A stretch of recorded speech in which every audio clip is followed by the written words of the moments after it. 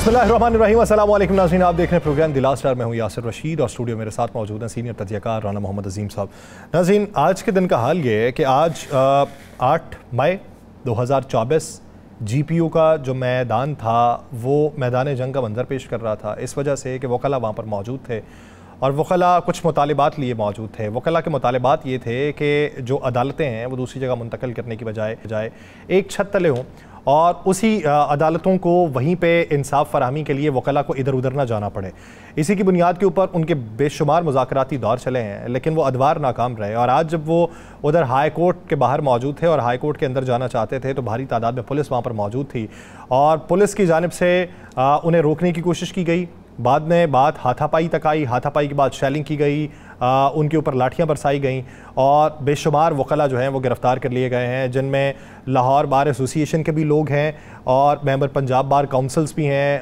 उसके अलावा ऐसे लोग भी हैं जो उम्मीदवार थे मेंबर पंजाब बार काउंसिल के, और उसके अलावा जो वकला कम्युनिटी के दीगर अफराद थे वो भारी तादाद में गिरफ़्तार हुए हैं।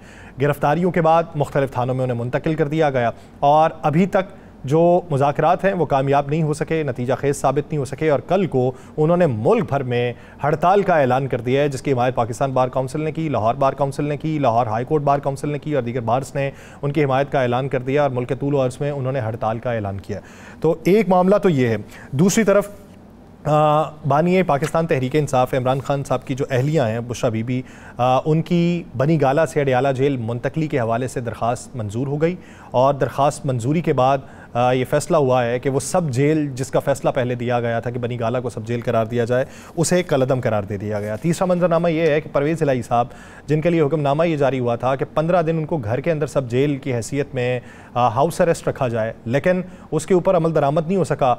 वो एक शहर से निकाल के उन्हें दूसरे शहर में जेल के अंदर मुंतकिल कर दिया गया। वकला जो उनके हैं वो ये क्लेम करते हैं कि ये तौहीन अदालत है और तौहीन अदालत की कार्रवाई जो है उसे आगे बढ़ाया जाएगा। उसके अलावा महंगाई, बिजली के रेट्स में इजाफा और अपोजिशन की तैयारियाँ, इस पूरे मंजरनामे में बात करेंगे। राना साहब की तरफ पढ़ते हैं। राना साहब, सबसे पहले अगर बात की जाए लाहौर वाले वाक़े की तो उस पर क्या राय रखते हैं? बिस्मिल्लाहिर्रहमानिर्रहीम, अस्सलातु वस्सलामु अलैका या सय्यदी या रसूलल्लाह, अस्सलातु वस्सलामु अलैका या सय्यदी या हबीबल्लाह। यासर साहब, आज मैदान जंग बना रहा है ना लाहौर शहर, GPU चौक, लाहौर हाई कोर्ट के बाहर आंसू गैस की शेलिंग, 3 स्कूल वहाँ पे मौजूद हैं, बड़े मारूफ तरीन 3 स्कूल हैं, वहाँ पे 12 बड़े तजारती मराकज़ हैं और वहाँ पर बाकायदा सरकारी दफातर और एक पाकिस्तान की मारूफ तरीन यूनिवर्सिटी, गवर्नमेंट कॉलेज यूनिवर्सिटी जो है वो मौजूद है। आंसू गैस की शेलिंग उन तमाम जगहों तक गई, स्कूलों से लेकर बाज़ारों तक, और वहाँ पे जो सरकारी दफातर थे वहाँ तक सब तरफ किए। लेकिन मुझे एक चीज़ समझ नहीं आई कि वकला वज़ीर हाउस तो नहीं जा रहे थे, वकला किसी सरकारी और दफातर में तो नहीं जा रहे थे, वकला हाई कोर्ट जा रहे थे। हाई कोर्ट जाने का उनके पास लाइसेंस मौजूद है। अगर वो हाई कोर्ट जाकर कहते हैं कि हम हाई कोर्ट बार के अंदर अपना एहतजाज करना चाहते हैं, वहाँ पर एक कन्वेंशन करना चाहते हैं, वहाँ पर अपनी बात करना चाहते हैं, तो फिर उन्हें करने क्यों नहीं दी गई? हाँ, अगर वो किसी अदालत पे हमलावर होते ज़रूर पकड़ते, अगर वो किसी और शख्सियत पर हमलावर होते ज़रूर करते। लेकिन ये क्या है? अगर आपको पता था, आज बाकायदा कॉल दी गई थी और उसके बाद क्या हुआ? पुलिस के जो जवान ज़ख्मी हुए उस पर भी हमें अफसोस है, नहीं होने चाहिए थे। जो वकला रहनुमा गिरफ्तार हुए, वकला के साथ जो हुआ नहीं होना चाहिए था। ये मेरा मुल्क है, यहाँ पर कानून की हिफाजत करने वाले और आइन के लिए जंग लड़ने वाले दोनों जब आपस में लड़ जाएंगे तो क्या होगा? यासर साहब, मुझे सब इतना बता दें, फिर क्या होगा? किसको इंसाफ मिलेगा? कौन जाएगा? अब जो आज मैंने हाल देखा है, जिस तरह आज मैंने लोगों को वहाँ पे आंसू गैस खाते देखा, मैं स्पॉट पे मौजूद था, मैं वो सारी चीज़ें देख रहा था, मैंने उसको एक एक लम्हे को अपने मोबाइल के ज़रिए उसे कैच किया है, हर चीज़ देखी है। लेकिन आज इस तरह लगा कि मुझे कि जैसे मैंने समझा कि आज ख़त्म हो गया सारा कुछ। अब ये लड़ाई अल्लाह करे ख़त्म हो जाए, मेरी ये ख्वाहिश भी है और मेरी आरज़ू भी है, मेरी दुआ भी है। पुलिस भी हमारी है, वकला भी हमारे हैं। ये नहीं होने चाहिए था जो आज हुआ। कल हड़ताल है, कल फिर वकला जुलूस निकालेंगे, सारा कुछ चलेगा। अगर कल आज रात देर तक वकला को रहा नहीं किया जाता, अगर उन पर FIR दे दी जाती है, तो जो पुलिस एहलकार उन्हें अदालतों में लेकर आएंगे, फिर वहाँ पर क्या माजरा होगा यासर साहब? फिर आप देखिएगा ना फिर क्या हालात माजी गवाह है इसका, माजी गवाह, तो ये सारा कुछ होगा। ये नहीं होना चाहिए था और ऐसे मामलात को रुकना चाहिए था। अब इस मुल्क में किसान एहतजाज करे, पकड़ लो, अंदर दे दो इसे। वकला एहतजाज करे, अंदर दे दो। सियासी कारकुन एहतजाज करे, गिरफ्तार कर लो। यहाँ पर तुलबा एहतजाज करें, गिरफ्तार कर लो। सहाफ़ी अच्छा ना लगे, गिरफ्तार कर लो। कोई भी अच्छा ना लगे, उसे गिरफ्तार कर लो। क्या है ये? अगर यहाँ तो कह दो कि एहतजाज का हक नहीं है, ओके, या कह दो फिर सबके लिए ऐलान करो, फिर सबके लिए रूल बनाओ, फिर सबके लिए सब कुछ करो। लेकिन ऐसा है नहीं ना, ऐसा है नहीं आपकी हुकूमत। मुझे एक बात बताएं, मैंने वज़ीर आला पंजाब साहिबा का वो ट्वीट देखा। या सर मुझे एक बात तो बताएं जी, चल रहा ट्विटर चल रहा है, उनके लिए जो चल रहा है वो यार फिर ये तो जुर्म है। मुझे एक बात बता देना तो उस वक्त की बात यार, ये जुर्म है या नहीं जुर्म? अब की बात है ये, तो वो बाकायदा तौर पे टीवी चैनल के ऊपर बैठ के तारड़ साहब से जब सवाल किया गया तो उन्होंने ये बात की थी, जब उनसे एक्स के बारे में सवाल किया गया कि एक्स की बंदिश कब तक रहेगी, उन्होंने कहा जी VPN के जरिए इस्तेमाल कर रहे हैं तो मैं भी उसी के जरिए करता हूँ। तो ये जुर्म नहीं है VPN के जरिए इस्तेमाल करना? जाहिर बात है आपने ब्रीच की हुई है एक हुकूमती नहीं। अगर तो जुर्म नहीं है तो फिर सबको इजाजत दे। अगर जुर्म है तो फिर ये जुर्म ताकतवर क्यों कर रहा है भाई? फिर उस पर कानून क्यों नहीं लागू होता? उस पर कानून जाके खामोश क्यों हो जाता है?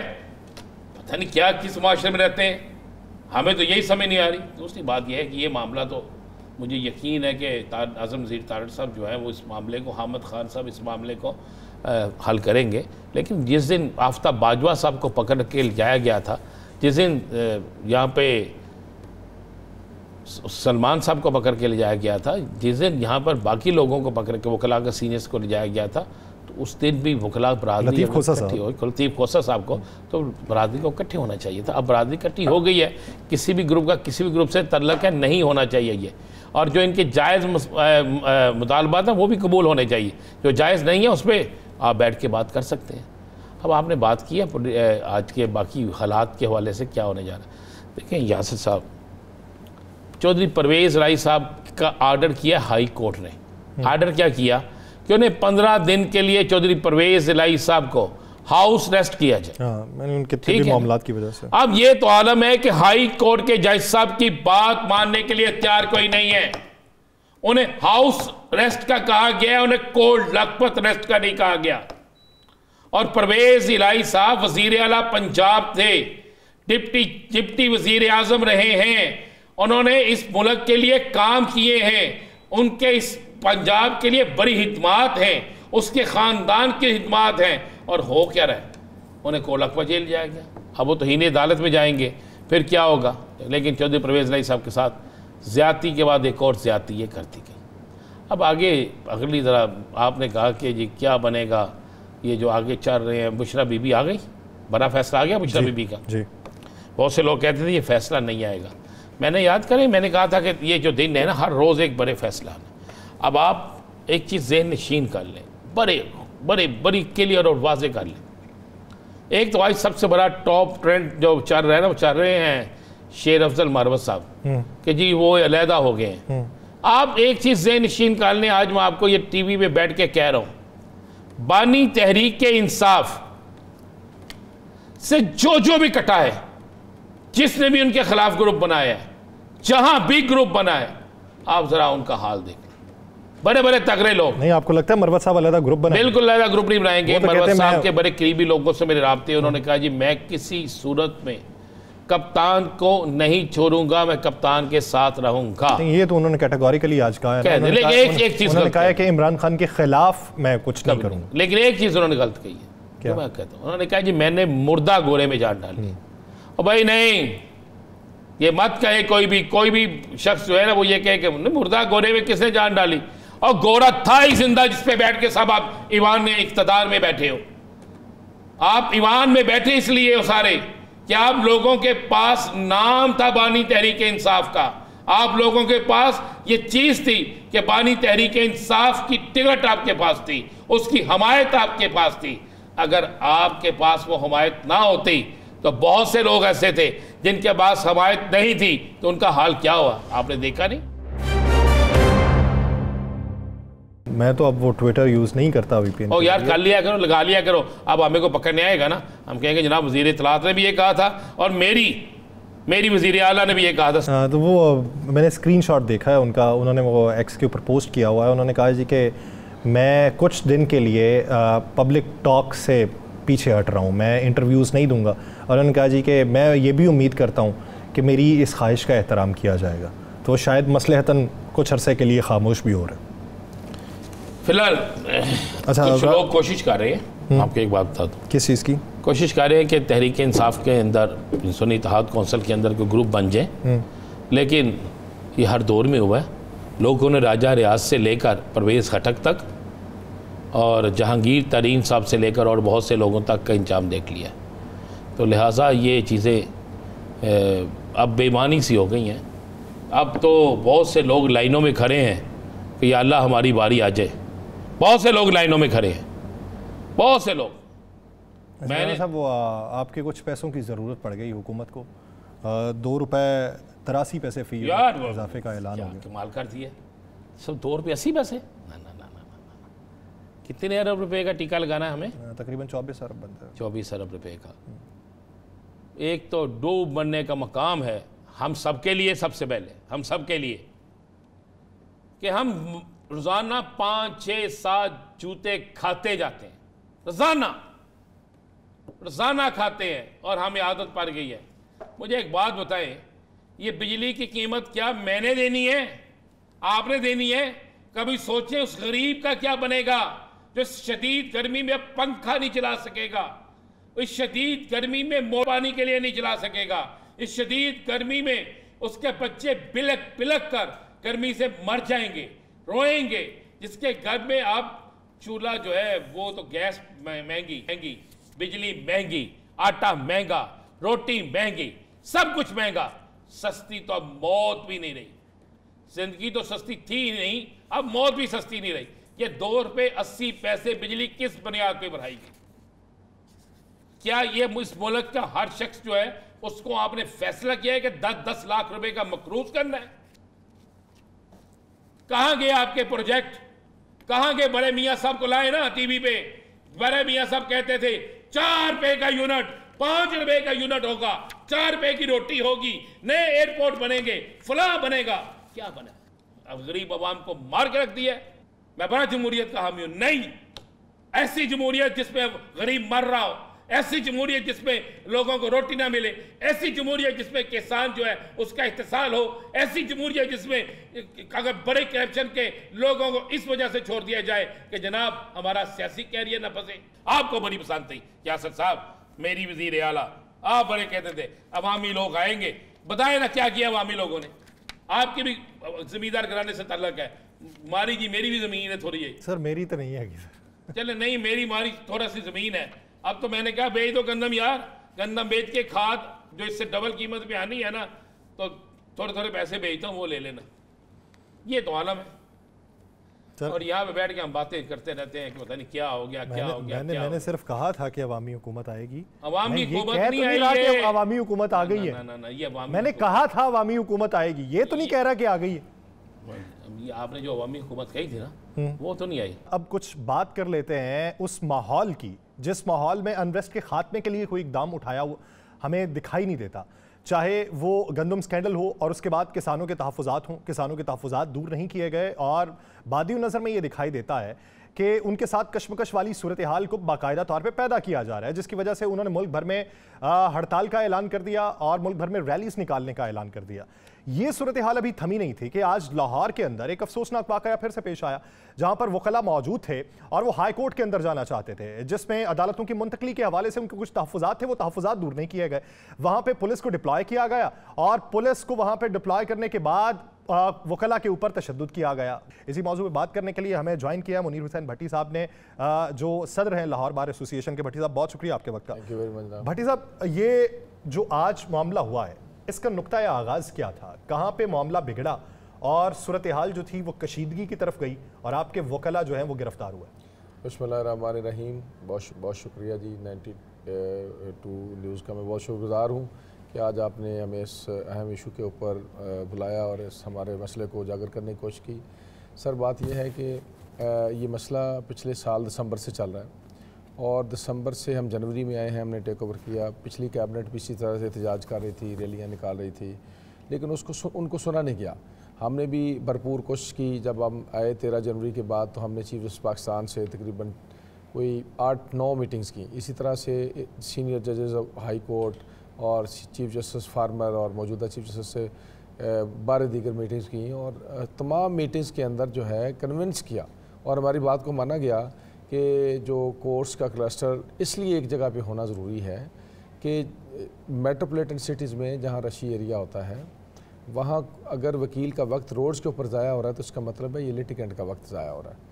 तो आप कोर्ट्स के क्लस्टर को एक जगह पर रखें, जैसे कराची के अंदर है, आपके 4 अजला की कोर्ट्स जो हैं वो कराची में एक ही जगह पे हैं, अंडर वन रूफ चारों सेशन जजेस बैठते हैं और वकला जो हैं तमाम अजला के जो लोग हैं उनको अपनी सर्विसेज एक्सटेंड करते हैं। और लोगों के लिए भी आसानी है कि अंडर वन रूफ जो अपनी सारी वो जो है वो राइट ऑफ चॉइस ऑफ जो लॉयर है, फेयर ट्रायल की उसका राइट है, सारी चीज़ उसको दस्तियाब है।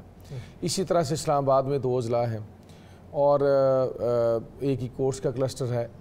इसी तरह हमारे साथ वाले मुल्क में आप देख लें, पंजाब में और हरियाणा का जो सूबाई दारुल खिलाफा चंडीगढ़ है, उनकी हाई कोर्ट जो है दोनों सूबों की एक है, एक ही चीफ जस्टिस है, एक ही क्लस्टर के अंदर कोर्ट्स हैं और वकला जो है आके वहाँ दोनों सूबों के अपने लिए इंसाफ के मामलात को करते हैं। तो सर गुजारिश ये है कि जब ये मसला मुसलसल चला जा रहा था तो बार बार कहने के बावजूद, बार बार रिक्वेस्ट के बावजूद कि आप इस मसले को हल करें, बजाय इसके कि उस मसले को हल करते, उन्होंने चीफ जस्टिस साहब ने वकला के ख़िलाफ़ पिछले साल की कुछ छोटे छोटे वाक़यात जो जिनका कोई वजूद भी नहीं था उनके ऊपर वकला के ख़िलाफ़ दहशतगर्दी के FIRs का अंदराज करना शुरू कर दिया। उसमें एक FIR के कंटेंट्स ये हैं कि जनाब वकील साहब ने अहमद से फ़ाइल मांगी पढ़ने के लिए, वो देने के लिए राज़ी नहीं था तो ये दहशतगर्दी हो गई। इसी तरह से एक मलक जवाद है हमारा एडवोकेट, तो उसके ख़िलाफ़ ये है कि उसने जज को मौका लहराया तो दहशतगर्दी हो गई। इसी तरह से हाफिज़ाबाद का जनरल सेक्रेटरी जो है वो DC को मिलने गया किसी वकील के काम के लिए, तो उसने कहा जी ये काम कर दें, तो वो दहशतगर्दी हो गई और फिर उनके मुकदमे को उठा के chief justice Lahore high court ने अटक में शिफ्ट कर दिया। फिर शेखुपुरा में एक अहमद के साथ जो है वो फ़ाइल या फ़ोटो कॉपीज़ लेने के ऊपर जो है कोई बात हुई तो वहाँ भी वकला के ख़िलाफ़ दहशतगर्दी की दफ़ात लगा दी गई। सर देखें, कवानीन इसलिए बनाए जाते हैं कि कवानीन का सही तौर पर इतलाक़ हो।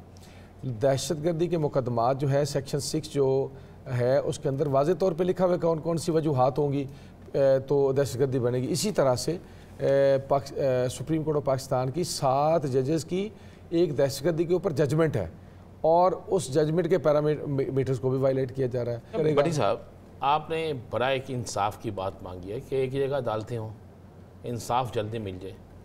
आपने वज़ीर आला पंजाब बनने की डिमांड नहीं की, आपने वज़ीर आज़म बनने की डिमांड नहीं की, आपने चीफ जस्टिस बनने की डिमांड नहीं की, आपने इस मुल्क की सबसे बड़े किसी ओहदे की डिमांड नहीं की।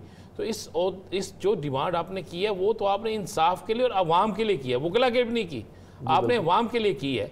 तो इसमें रुकावट फिर कौन है? कौन रुकावट पैदा करना चाह रहा है? कौन चाह रहा है कि पाकिस्तान की सबसे मजबूत वकला बरादरी जो है, जो हकूक़ के लिए लड़ती है, उसको बिल्कुल मफलूज करके आज तो आपको मफलूज किया गया है। सर मैं आपने बड़ी बिल्कुल सही निशानदेही की और आपने तवज्जो उस तरफ दिलाई जो असल वजह है।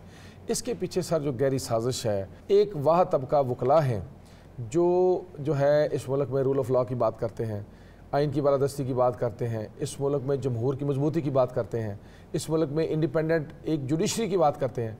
तो इस आवाज़ को भी दबाया जा रहा था, इसका गला बल्कि मैं समझता हूँ घोंटा जा रहा था और इसलिए उन्होंने एक साजिश की कि वकला को आप चूँकि लाहौर बार एसोसिएशन एशिया की सबसे बड़ी बार एसोसिएशन है, तो यहाँ से चलने वाली हर तहरीक, वो बेशक ह्यूमन राइट्स के हवाले से हो, बेशक वो 2007 वाली जजेस बहाली की तहरीक हो, बेशक वो इस मुल्क में आइन की बालादस्ती के हवाले से चलने वाली कोई भी तहरीक हो, तमाम तहरीकें पाकिस्तान के किसी भी कोने से चली तो कामयाबी के ज़ीने उससे लाहौर से चढ़े।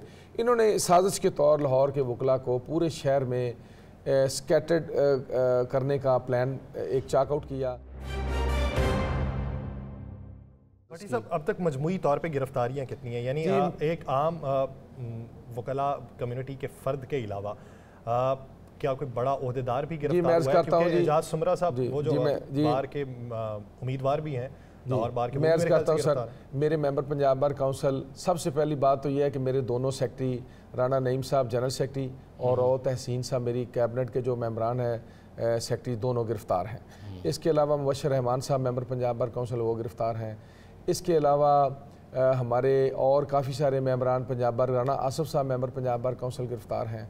हमारे काफ़ी सारे उम्मीदवारान जैसे एजाज सुमरा साहब का आपने बताया, आसफ निस्वाना साहब गिरफ़्तार हैं। इसके अलावा और भी काफ़ी सारे दोस्त जो है गिरफ़्तार हैं। मेरे भाई साकिब अकरम गोंदल जो लाहौर हाई कोर्ट के सदर के कैंडिडेट हैं, उनको शदीद तशद्दुद का निशाना बनाया, उनको ज़ख्मी किया गया। इसी तरह से मेरे लीडर जो हैं चौधरी हसन भून साहब बुज़ुर्ग हैं, वो आए, उन्होंने कोशिश की कि इस मामले को सॉर्ट आउट किया जाए, उनके ऊपर तशद्दुद किया गया, उनके ऊपर लाठी चार्ज किया गया। शेलिंग की वजह से वहाँ वो बेहोश हो गए, उनको हॉस्पिटलाइज करना। तकरीबन 70 से ज़्यादा लोग जो हैं वो ज़ख्मी हैं, मुख्तलिफ हॉस्पिटल्स के अंदर हैं, और 100 से ज़्यादा लोग जो हैं मुख्तलिफ थानों में, थाना मनावा में, बरकी में, शादरा में और इस तरह से मांगा में, रायवंड में, जो दूर दूर के थाने हैं वहाँ ले जाके उनको बंद किया हुआ है और उनकी मुलाकातें भी बंद की हुई हैं और उनके ऊपर मुसलसल तशद्दुद किया जा रहा है। बार काउंसिल के जो लीडरशिप ने वहाँ प्रेस कॉन्फ्रेंस की, सारी की सारी बार काउंसिल को घेर लिया, लीडरशिप को गिरफ्तार करने की कोशिश की। अच्छा भट्टी साहब, ये इस हुकूमत में आपके जानने वाले और बिलखसूस वकला बड़ी अहम तरीन अहदों पे हैं। वज़ीर कानून भी हैं, वज़ीर इत्तलात भी हैं, मशीर कानून भी हैं, पंजाब में भी वफाक में, दोनों तरफ में। तो उसके बावजूद भी अभी मैं देख रहा था मरियम साहिबा से उनकी वज़ीर आला साहब से बात भी हुई है, आज़म वज़ीर तारड़ साहब की। इन सब चीज़ों के होने के बावजूद भी आप बता रहे हैं कि थानों में बंद हैं, FIRs भी हो रही हैं। सर और गुजारिश ये है, मैं देखिए बात ये है कि हम ये समझते हैं कि जो भी वकला यहाँ बार के प्लेटफॉर्म से हुकूमती ईवानों में पहुँचे हैं, उनका किरदार बड़ा अहम है। आज़म वज़ीर तारड़ साहब का हम शुक्रिया अदा करते हैं कि उन्होंने हमारी तरफ से चीफ मिनिस्टर पंजाब से कहा कि फ़ौरी जो है वकला को रिहा किया जाए। उन्होंने हमारी बात को सुना, बार बार हमारे साथ राब्ते में भी रहे, इस बात में कोई शक नहीं है। लेकिन मैं ये समझता हूँ उनका रोल इससे भी बड़ा होना चाहिए।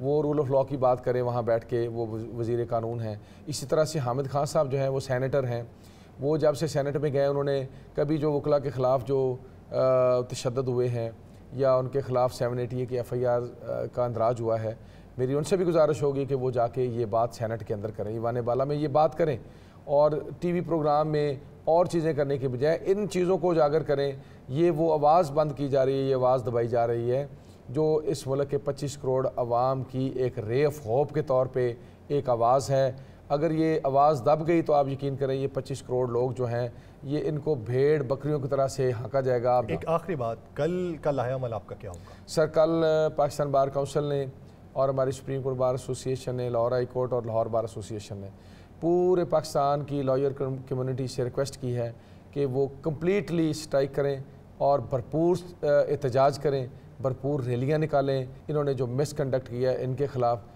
और जो उनके इस तरह की जुल्म ज़्यादतियाँ हैं उनको उसके ऊपर भरपूर जो है अपना मौक़िफ़ दें और इस हवाले से जो है वो प्रोग्राम करें अपनी अपनी बार एसोसिएशंस के अंदर। कल आप निकाल रहे हैं जुलूस? जी इंशाअल्लाह ताला बिल्कुल निकालेंगे सर जुलूस। तसादम हो जाएगा सर, अल्लाह न करे तसादम हो। मैं अर्ज़ करता हूँ सर, तसादम हमने नहीं किया।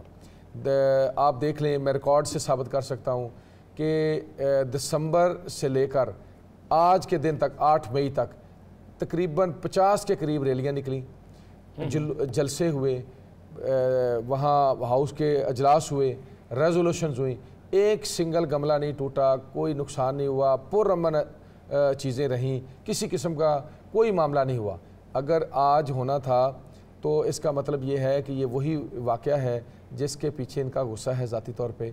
उस गुस्से को सेटिस्फाई करने के लिए आज उन्होंने वकला नहीं, आप ये समझते हैं जब तक मुतालबात पूरे नहीं होते ये एहतजाज? जी बिल्कुल, ये एहतजाज जारी रहेगा जब तक ये मुतालबात पूरे नहीं होते, एहतजाज जारी रहेगा और हम इंशाअल्लाह ताला बहुत रास्त इक़दाम लेंगे। और उनका जो मुतालबा है बार बार कि लाहौर बार के प्रेसिडेंट को गिरफ़्तार किया जाए, तो आज मैं चौथे चैनल में बैठा हूँ, मैं उनको कहता हूँ कि मुझे जब जी चाहे गिरफ़्तार करें, जहाँ कहते हैं मैं आ जाता हूँ, मैं गिरफ़्तारी के लिए तैयार हूँ।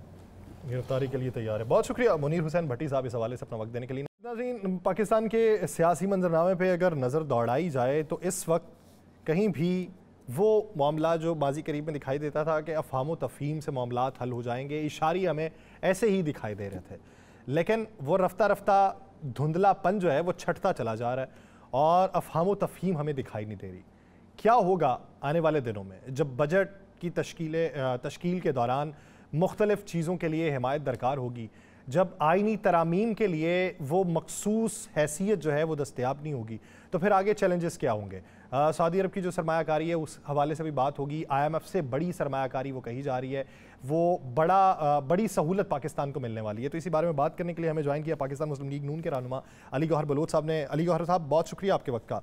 अली गौहर साहब, अगर देखा जाए हल्की हल्की मौसीकी तो जारी थी मुज़ाकरात के हवाले से, लेकिन कल की प्रेस कॉन्फ्रेंस के बाद और फिर उसके बाद जो रिबर्टल्स आए हैं, तो उसके बाद क्या समझें? ये अनरेस्ट नहीं है, इसका खात्मा नहीं होगा, इसी तरीके से मामलात आगे चलेंगे? बिस्मिल्लाहिर्रहमानिर्रहीम। देखिए, बात ये है कि हमेशा जो मामलात हैं, जो सियासी लोग होते हैं या सियासी पार्टीज होती हैं, उनके दरमियान कितना ही तनाव क्यों ना हो, वो सियासी प्लेटफॉर्म पर ही हल होते हैं और गुफ्तो शनीद के जरिए होते हैं। डे वन से जो बानी PTI का मौक़िफ़ है और जिस तरह से वो पिछले दिनों से मतलब है कि वो अपने निशाने पे उन्होंने गोलाबारी जो अल्फाज की वो करते हैं, वो पाकिस्तान के अफवाज को और उनके सरबराहान को रखा हुआ था। और फिर ख़ास तौर पर वो कहते थे कि अगर मैं बात करूंगा तो सिर्फ एस्टेब्लिशमेंट पे करूंगा। उसकी बुनियादी वजह ये है कि उनकी आज तक कभी सियासी ट्रेनिंग तो हुई नहीं है। वो मतलब है उनके लाडलेपन ने, जो कि उनको मुख्तलिफ औकात में मुयसर आता रहा, उनकी वो मतलब मिजाज को भी बिगाड़ दिया। यही वजह है कि 9 मई का जो मतलब है कि ये एक अफसोसनाक वाक़या जो कि पाकिस्तान की तारीख में स्याह दिन के तौर पर याद रखा जाएगा, वो रूनुमा हो जाता है। तो ये जो माइंड सेट है, मैं समझता हूँ कि इस माइंड सेट के साथ मामला बेहतरी की तरफ नहीं जा सकते। हाँ, कानून और आइन के मुताबिक जो भी जिम्मेदारान हैं उसके, और जो भी मास्टर माइंड हैं, और जो भी उकसाने वाले हैं और जो करने वाले हैं, जब तक इन तमाम लोगों को कानून के आनी हाथों के साथ नहीं निपटा जाएगा, मैं समझता हूँ कि पाकिस्तान उस वक्त सही डायरेक्शन पर नहीं चलेगा। ये अलग बात है। अली गौहर बलोच साहब, अभी आपने एक बड़ी अच्छी बात की करप्शन के हवाले से। बिल्कुल, करप्शन को जड़ से उखाड़ फेंकना चाहिए। वो तो एक नाहल थे, वो बिल्कुल लाडले थे, जो भी था। आपकी हुकूमत, PDM की हुकूमत में भी आप लोग थे, निगरान सेटअप में भी बहुत से लोग आपकी हुकूमत में मौजूद हैं। अब आपकी हुकूमत है। पाकिस्तान की तहरीक का एक बड़ा स्कैंडल है, गंदम का स्कैंडल। इस स्कैंडल जिसमें बेचारे काश्तकार जो आपके इलाके के भी होंगे मर के रह गए हैं, जिस पे आज के दिन महकमा फूड ने आज के दिन ये कहा है कि हमने एक भी बार दाना जारी नहीं किया, इसलिए कि कुछ मामला इंक्वायरी की तरफ जा रहे हैं। अब जो करप्शन हुई है उसमें तो बड़े बड़े सिंपल सा होना ना, किसने मंगवाई गंदम, कौन कौन इसमें इन्वॉल्व है। तो फिर आप उस करप्शन का जो राज है वो अफशा क्यों नहीं कर रहे अब तक? देखिए राना साहब, आपने बहुत अच्छा सवाल किया है और बिल्कुल करना भी चाहिए। बुनियादी तौर पर बात यह है कि देखें, ये जो स्कैंडल सामने आया जिसमें कि पाकिस्तान में ऑलरेडी गंदम काश्त हो चुकी थी, पाकिस्तान में गंदम की जो क्रॉप है वो बम्पर क्रॉप एक्सपेक्ट की जा रही थी, तो उसमें इतनी ज़्यादा क्वांटिटी में गंदम को बाहर से मंगवाना बिल्कुल ये मुनासिब नहीं था। और यही वजह है कि मैं तो समझता हूँ कि शहबाज शरीफ साहब ने ये जो इनिशिएटिव लिया है और उन्होंने मतलब है कि इस चीज़ को निशानदही की है और ज़िम्मेदारों के लिए ज़ाहिर है तयन के लिए काम शुरू हो चुका है हुकूमती लेवल के ऊपर।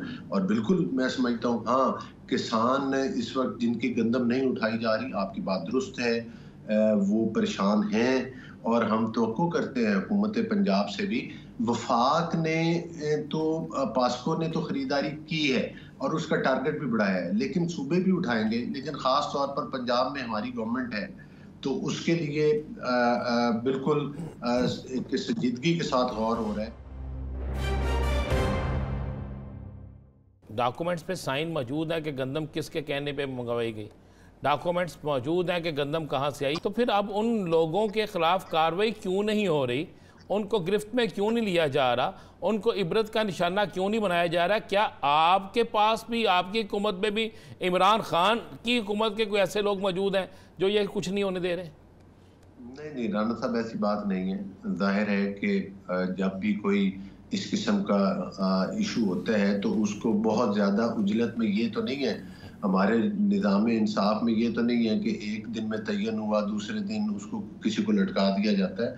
ज़ाहिर है इंक्वायरीज हो रही हैं, उसके बाद इस मामले को ये भी गौर किया जा रहा है कि आया इसके ऊपर जो है वो इदारों की कोई कमेटी बनाई जाए या इसको नैब में भेजा जाए, और जो भी जिम्मेदारान हैं उनको कानून के कटहरे में आना पड़ेगा। और वो मैं हूँ या आप हों या कोई भी हो, इसमें बिल्कुल मेरा तो एक पॉलिटिकल वर्कर की हैसियत से बड़ा क्लियर मौक़िफ़ है कि बिल्कुल इसके ऊपर मैं समझता हूँ कि कोई कंप्रोमाइज़ नहीं करना। और शहबाज शरीफ साहब का मैं मिजाज समझता हूँ, वो इस पर कंप्रोमाइज़ नहीं करेंगे। आने वाले कुछ दिनों में आपको हक़ाइक़ सामने आ जाएंगे इंशाल्लाह। आने वाले कुछ दिनों में मैं आपको दोबारा प्रोग्राम लेके आप ही से पूछूंगा। जरूर। एक आखिरी सवाल बलोच साहब, ये जो बातें चली ना, इन बातों के बाद वफाकी सतह के ऊपर कुछ लोगों में इख्तलाफ पैदा हुआ, जिससे फिर एक मफाहमत की हवा चलने लगी है कि नाम एक्सपोज ना किए जाएं, इसके ऊपर मज़ीद बात ना की जाए, कोई और कुलिया ढूंढा जाए। तो इसमें कितनी हकीकत है? दूसरा ये कि अनवारुल्लाह काकड़ साहब और फैसल वावडा साहब, उन्होंने फ़ैसला किया कि ना वो हुकूमती बेंचेस में बैठेंगे ना वो अपोजिशन के बेंचेस में बैठेंगे। तो ये जो मामला फहमी की वजह से ये चीज़ें सामने आ रही हैं, इसका नतीजा क्या निकलेगा? देखिए बात यह है कि मैं नहीं समझता। हाँ, एक चीज़ तो ज़रूर है कि जब भी कोई वाक़या होता है, उस वाक़या होने से पहले लोगों का मीडिया ट्रायल शुरू हो जाता है। कुछ लोग बेगुनाह भी होते हैं और ज़ाहिर मीडिया पे आती है, उनकी ज़ाहिर है एक माशरे में बदनामी का पहलू तो है, लेकिन ज़ाहिर है कि जब तक बुनियादी तहकीकात ना हो जाए, गवर्नमेंट की तरफ से क्लियर मौक़िफ़ ना आ जाए कि कौन कौन वाकई ज़िम्मेदार है किसी प्रॉपर इंक्वायरी के नतीजा में, उससे पहले किसी आदमी को गुनहगार और किसी को बेगुनाह नहीं कहा जा सकता। दूसरी बात यह है कि कानून सब के लिए बराबर है। मैं हूँ, काकड़ साहब हों, शहबाज शरीफ साहब हों, कोई दीगर पॉलिटिकल पार्टीज हों, ब्यूरोक्रेसी हो, मैं समझता हूँ कि इसमें बिल्कुल शफाफ तहकीकात होनी चाहिए। और दूसरी मैं एक गुजारिश करूँ, मैं सिर्फ आपके प्रोग्राम की वसातत से बताना चाहता हूँ। देखिए, हमारी फूड एंड सिक्योरिटी की एक वजारत है वफाकी, वो सारे फिगर्स कलेक्ट किए जाते हैं कि हमने कितनी गंदम खरीदनी है, हमारी फूड की कौन सी ऐसी आइटम हैं जिनकी शॉर्टेज हो सकती है, ये कितनी की हमें ज़रूरत है। वो सारी तजावीज़ वज़ीर आज़म तक जाती हैं। और मैं ये नहीं है कि वज़ीर आज़म, कोई भी वज़ीर आज़म, वो काकड़ साहब हों, वो कोई भी हो, वो कोई बराह रास्त ऑर्डर कर देते हैं कि इतनी फ़लाँ चीज़ मंगवा लो, इतनी फ़लाँ चीज़ भेज दो। हर चीज़ की एक प्रॉपर वजारत है और वो ज़िम्मेदार है। तो जाहिर है कि ये भी देखना है कि अगर उस वक्त के वज़ीर आज़म को आए तो वो फिगर कहाँ से आए, किन लोगों ने अप्रूवल मांगी, फिर उन्होंने अपने तरीके के साथ उसको किस तरह से चेक किया या चेक ना किया कि ये कि क्या सदाकत है इसमें। तो ये सारी चीज़ें अभी जाहिर है इंक्वायरी में सामने आएंगी। चलें जी, हम इंतज़ार करेंगे बलोच साहब के अल्लाह करे कि हमारी हयाती में ये फ़ैसला हो जाए। हम ये दुआ करेंगे कि हमारी हयाती में ये फ़ैसला हो जाए, क्योंकि हम बहुत से फ़ैसले आज तक हम नहीं देख सके। अगर ये फ़ैसला हो गया और वाकई असल बंदे पकड़े तो मैं आपके गांव आकर आपको दोनों हाथों से सलूट भी करूंगा और मैं कहूँगा कि बलोच साहब हाथ दे, मैं चूमने हैं। और अगर ऐसा ना हो सका तो फिर आप अपने ज़मीर के मुताबिक फ़ैसला कीजिएगा ज़रूर। नहीं, मैं आप प्रोग्राम में बुलाएं, जब बुलाएं मैं हाजिर हूँ आपके साथ। जी, बहुत शुक्रिया अली और बलोच साहब इस हवाले देने के लिए। राना साहब, आपको याद होगा कि हमने जब पिछले अरसे में, मुझे याद नहीं पड़ रहा कि मैंने किससे बात की थी, तो उन्होंने कहा जी मौलाना को मना लिया जाएगा, हो जाती है बातें, तो मौलाना को राग़िब करने की कोशिश करेंगे दोबारा। आपने अपने दोस्त से बात की थी यार, क्यों भूल जाते हैं? एहसान अफजल साहब से, राना एहसान अफजल साहब, आपने बात की थी, पता नहीं क्यों भूल जाते हैं। आपको आदत है बोलने की, आपकी आदतें सारी ना हुकूमत के वज़रा की तरह है। वो आपके तो एक इक़्तिदार से पहले जो वादे करते हैं ना, इक़्तिदार के बाद भूल जाते हैं। वो आपके साथ बैठ के ना ज़हनी दबाव का इतना शिकार हो गया शॉर्ट टर्म। मैं बाबडा च लग्या ज़हनी दबाव का शिकार हो गया, समझा दो ना मनु। हाँ, फरीन है दर्द। सोलर लगवा रहे हैं ना? सोलर लगवा रहे हैं आप? सदके जावा सोलर नहीं, फांसी लगवा रहे हैं अपने आप को। क्यों? सोना टैक्स लगने लगा उस पर। और ग्रीन मीटर के लिए थक गए हैं यार कह कह के। आप और पैसे भी दे दिए ऊपर से। आपने नहीं तो तुसी मैनू मुफ्त लवा के दिखा दियो, सिर्फ फीस ते लवा के दिखा दियो। चलो यार तुसी पैसे दी राणा साहब? जी जनाब मैं पैसे थे, कुछ नहीं बना अभी तक नहीं बना। अल्लाह की कसम मेरा बेटा रात को कहता है पापा गर्मी भरी है। मैं कहा पुत्र गुजारा कर। उन्होंने कहा क्या मतलब पापा, उस घर में तो नहीं होती थी इतनी गर्मी। मैं कहा पुत्र वो घर च 3 मंजिला सन तो ठीक सी काम रहने दे बेटा। उसने कहा पापा एसी चला लें। मैं कहा पुत्र एसी चला लो, उस वक्त प्यो ने चला लो। आहो अगे अब्बा जी 8 घंटे काम कर देना, 12 घंटे चला लो। यही होगा ना। अब मुझे बताए क्या करेगा, आवाज शुरू हो गई। यार यासर साहब मैं जेन्युइन बात कह रहा हूँ, मुझे एक बात बताएं, अल्लाह माफ करे। आपकी देखा देखी तो मैं सोच रहा था चले कुछ पैसे जमा करके बंदा सोलर लगवा ले, यानी वो इरादा आप पैसे जमा करें गवर्नमेंट लेने का जाएगी। इस वक्त गवर्नमेंट को जरूरत है पैसों की यार। मैं तो पूरी कौम को कहूंगा सोलर बेचे। इस हुकूमत को बहुत अच्छी जरूरत है, इस हुकूमत को सोलर बेच के पैसे दें, क्योंकि इस हुकूमत को अच्छी जरूरत है पैसों। वो मुझे मैं फिगर भूल गया हूँ। वो पैसों की तो वाकई ज़रूरत है। ये जो बजट हो रहा है उसमें एक इजाफी बजट रखा गया है वज़ीर आज़म ऑफिस की तज़ीन व आराइश के लिए, तो वो मिलियंस के अंदर है, कमरा नहीं लगता सामने एक यानी करोड़ों में है। मुझे बताओ उथे कमरा नहीं लगता एक उथे ਉਹਦੇ आसे-पासे वर्चिया ने कोड ही लग जाए जिथे एसी चलता हो। यानी एक तरफ हम बात कर रहे हैं सरफा करने की और दूसरी तरफ हम बजट के अंदर इजाफी खर्चा मांग रहे हैं वज़ीर आज़म ऑफिस के। आपने मुझे एक बात तो बता दें, आपने इस पूरे टेन्योर में ये 1 माह का है या 2 माह का है या 3 माह का या 4 माह का, जितना भी टेन्योर इस वक्त तक चल रहा है, कोई बड़ी गाड़ी छोटी गाड़ी में तब्दील होते देखी है? बड़ी गाड़ी छोटी गाड़ी में तब्दील होते? मैं समझा नहीं। कोई ऐसी बड़ी गाड़ी जो छोटी गाड़ी में तब्दील हो रही हो, मतलब बड़ी गाड़ी छोड़ के छोटी गाड़ी दे दी हो? नहीं। वो आपने शहाबनामा पढ़ा हुआ है ना जी। एक और बड़ी मारूफ शख्सियत है, उसका भी एक चीज़ पढ़ी जिसने लिखा है कि वो एक के कर गए तो उसने देखा वहाँ पे 2 एसी चल रहे थे। वो सादत हसन मंटो साहब मंटो साहब से मंसूब की जाती है, लेकिन उनकी नहीं। चले उनकी नहीं। उन्होंने कहा जी 2 एसी चल रहे थे, उन्होंने कहा और वो कंबल लेके बैठी थी। ये क्या, एक एसी बंद कर दें? उन्हें एक कहा साढ़े पैसे ने चलना दो। कहता अगले दिन फिर वो एक ब्यूरोक्रेट्स के दफ्तर में गए तो उसने पेंट कोट पहना हुआ था, एसी उसने 2 चलाए हुए थे। उन्हें जनाब जो सर्दी जो लगती है एक एसी बंद कर दो। उन्होंने कह दे पैसे ऐसी देने, तो यार इसके पैसे कौन से उन्होंने देने हैं? गाड़ी भरी हो ओके, यासर रशीद को पैसे देने पड़ेंगे, मोहम्मद राना अजीम को देने पड़ेंगे, इस पाकिस्तान की आवाम को देने पड़ेंगे, उस रेडी फरोश को देने पड़ेंगे जिसके घर में एक बल्ब जलता है, उस साइकिल सवार बेचारे मजदूर को देना पड़ेंगे जो साइकिल पे सुबह निकलता है शाम को वापस आता है बच्चों की रोटी के लिए। ये पैसे उसको देने पड़ेंगे। गरीब आवाम ने टैक्स देना है, लेते जो टैक्स मार दो, हमें जिंदा ही मार दो। हमने तो बोलना ही नहीं, हमने इसलिए नहीं बोलना कि जनाब हमें डर लगता है। आज तो इन्होंने काले कोट को नगरा लगा दिया है, तो आप और मैं क्या चीज़ है। वो ब्यूरोक्रेसी से मुझे याद आया कि पैसा किसने भरना है। मैं वो जिस दिन हमारा एहतजाज था उधर पंजाब असम्बली के बाहर, उस दिन मैं हॉल रोड गया हूँ आगे, तो वो ना गाड़ी मैंने खड़ी कर दी सर्विस लेन में। तो सर्विस लेन में 4 गाड़ियाँ खड़ी थी, एक वार्डन खड़े थे। आपकी गाड़ी को सब्ज़ नंबर प्लेट लगी थी? नहीं सर, वो उठा के गाड़ी पे लिखा था कि सियासतदान किसी सियासी जमात का। नहीं सर, वो उन्होंने उठा के नहीं, मैं बताता हूँ, मैं जब वापस आया हूँ तो फुटपाथ के ऊपर पड़ी हुई। मैंने उनसे रिक्वेस्ट की, मैंने कहा कि सर ये नीचे उतार दें, क्योंकि यहाँ पे तो वार्डन साहब खड़े थे, अगर ममनू था तो मुझे बता दिया जाता, मुझे नहीं पता कि यहाँ पे पार्किंग प्रॉपर है कहाँ पे। तो साथ में ही गाड़ी सब्ज़ नंबर प्लेट की लगी हुई, वो साथ में गाड़ी खड़ी है वहीं पे जहाँ पे मैंने गाड़ी खड़ी, और अंदर ड्राइवर बैठा हुआ है। तो मैंने कहा भाई ये क्यों यहाँ पे खड़ी? कहता है ये सरकारी गाड़ी। तो मैंने कहा सरकारी गाड़ी के लिए कोई रोक टोक नहीं है। कहता है यही तो ऑर्डर पास करते हैं, वो गाड़ी उनकी वहाँ पे खड़ी है, ये तो मॉनिटर करने के लिए। तो ये है हाल हमारे पाकिस्तान में। मैंने तो पहले आपसे कहा, आपने मुझे सरकारी गाड़ी तो नहीं बताई, मैंने तो कहा सरकारी स्टिकर नहीं, आप किसी सियासी जमात का लगा देते नहीं, आप किसी की तस्वीर लगा देते नहीं, आप लिख देते 800 रुपये का सूट यहाँ से मिलता है। प्रोग्राम का वक्त राना साहब खत्म हो गया, 800 आके मुका देंगे सारा कुछ। नाज़रीन कल आपसे मुलाकात होगी, अपना बहुत सा ख्याल रखिएगा। अल्लाह।